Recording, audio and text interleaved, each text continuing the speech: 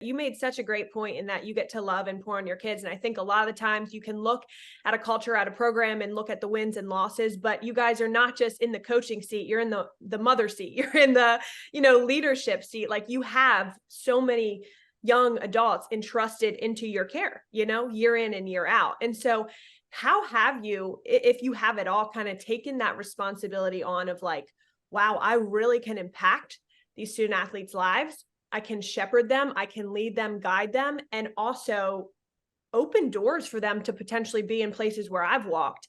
How have you kind of taken that responsibility on? Would love to shine a light on that. I look at this as my ministry. That might be the easiest part for me is, I always say relationships are my superpowers.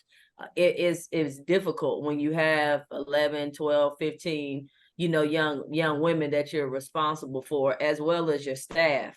People gloss over the staff, but your staff as well.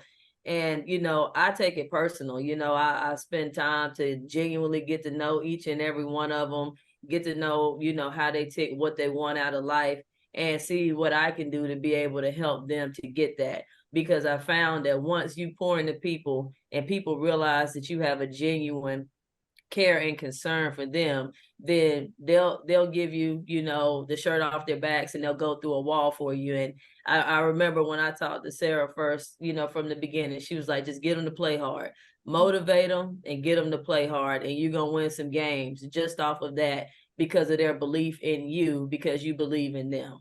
And that's what I try to do every single day. I'm very consistent. I'm one of those people. I am a true Gemini. That's why I tell mine all the time. And we don't want the other side to come out. Most people don't see that other side. And so I try to stick with the good, Gemini over here. And I try to, pour into them, give them what they need, and be consistent for them. Because how can I ask them to be consistent and do X, Y, and Z every single day? When I come in one day, I'm like this, the next day I'm like this, and it's like a roller coaster ride. So I try to model that consistency for them. And we read the Energy Bus this summer. I love my passengers, and we don't allow energy vampires on our bus. Good. That's good. I think a lot of us, I would say, just knowing, all these ladies for a long time, got to this position because of our ability to connect, as assistants. Everyone, you just kind of know, like, your players, even after they graduate, they're texting you, they're calling you. I know some of the first people I heard from when I got the job were my former players, right.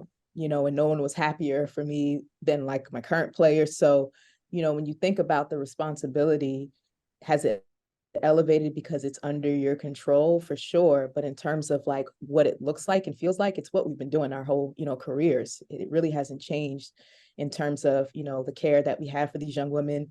We all played, so we all been there and done that from that degree, and know the impact of a coach, whether assistants or head coaches. And so, this being able to cultivate the relationship piece has always been a part of our world, and you've been really good at it, right? Because you're good people, you're going to be a good coach, right? Like the tactical side people get caught up about, but it's really the ability to get people to connect and understand where you're coming from, and them to know that you truly, truly believe in them.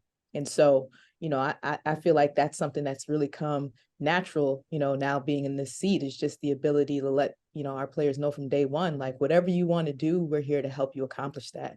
And let's go on that journey together. It's not always going to be easy, but we want to do that with you, and I think just being able to see all of the women on this call, like, really just grow up, right? Like we experienced from when we were like in our 20s and, run around just kind of figuring it out to, now there's kids and now there's families and, getting married and all these life changes. And so. But not me. I'm still on Plenty of Fish, but everybody gonna hook me up though.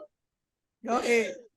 Besides Sarah, who's on Plenty of Fish, but, the same way she was patient for this opportunity to come, that is coming for her. So, but nonetheless, we have been in the position to lead and mentor and pour into young women in our whole lives. And it's something that we get to do and continue to do even now as head coaches. So I ain't got nothing. They hit it on the head. They knocked it on the head. I have nothing. I don't have much to put onto that either, but what I can say, just specifically about my journey, like I didn't get into coaching because I just couldn't give basketball up. You know, like I graduated from college.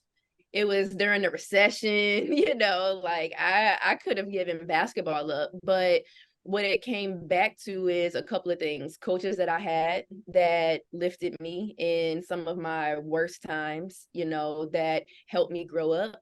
One of my assistant coaches from Northwestern, she actually married me and my husband, you know, like that's the kind of connection that was built. And there were days where I wanted to give up. There were days that I struggled to understand, days that I had to grow up. And I had coaches like her that just put me in positions to find success, right?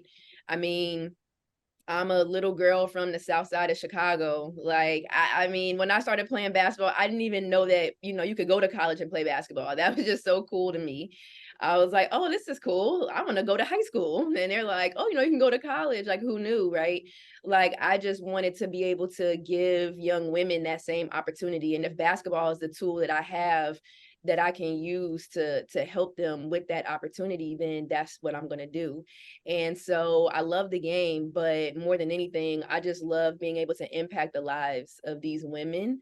And like P said, like getting texts from them or calls from them, or, you know, one of my girls FaceTimed me the other day. She proposed to her fiance, and I was just like, you know, this is why we do this. And this is why we love this, because no matter the hard days, no matter the sacrifices that we make, you know, we know that we are truly impacting their lives. And because of that, we have the best jobs in the world. So. Agreed. Yeah. Agreed. I'll drop the mic with this, and I live by this quote every single day. It's really important to be nice and kind to people. It's really important. And at the end of the day, people matter. And there's a quote I saw that I always keep in my heart. It's nice to be important, but it's more important to be nice. Yeah. That's how I try to treat people. Period. Except for them when we play each other. Honestly, thank you so much for your time. What a blessing, what an honor to sit here, listen to you, and just learn from you so much. I know you have families to attend to, you have teams you got to take care of, practice. So we'll wrap it up. But seriously, thank you all so much. What a gift. Thank you. Thank you.